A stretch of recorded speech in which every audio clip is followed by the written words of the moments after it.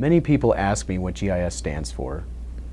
GIS stands for Geographic Information Systems.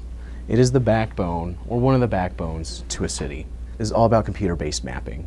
So for example, in utilities, we map out many of the different pipes, valves, lift stations, different pumps all over the city, so we can start maintaining and knowing last time they were last maintained, last time they were updated, replaced. So with streets, we also maintain streets, bridge information, intersections. I do also work with the police quite a bit. I do help them sometimes with graffiti, sometimes also with car thefts. I work a lot with parks. I also help them do a lot of grant maps so we can get awarded some grant funding. That's how we've helped accomplish Oasis, Hishanuma Bromley Farms, many redevelopments of some of the parks.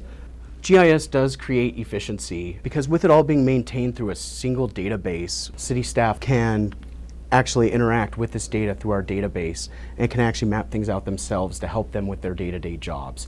One of the examples I have is from parks. Our city forester, Kyle Sylvester, he always is out there with the trees, maintaining them, always has to be out there anyway.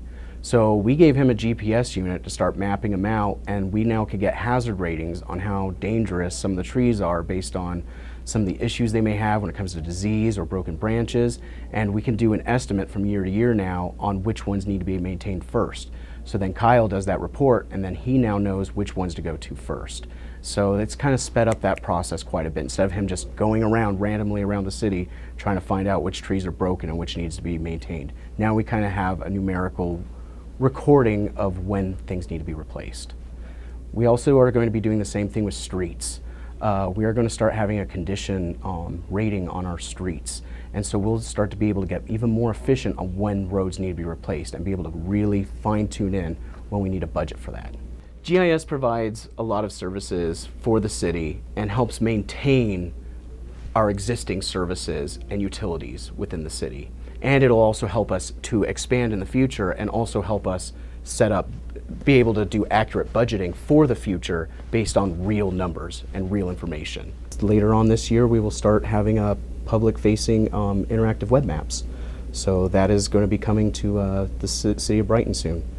If you'd like to see some of the maps or like to see more geographic information about the city of Brighton, you can go to the Brighton website and then just go to the GIS page, Geographic Information Systems page. The page will be changing this year, 2018. We will start doing interactive web maps on the website. So we will be going away from the PDFs. So go ahead and check out the PDFs, but soon it will be an interactive web map. Enjoy.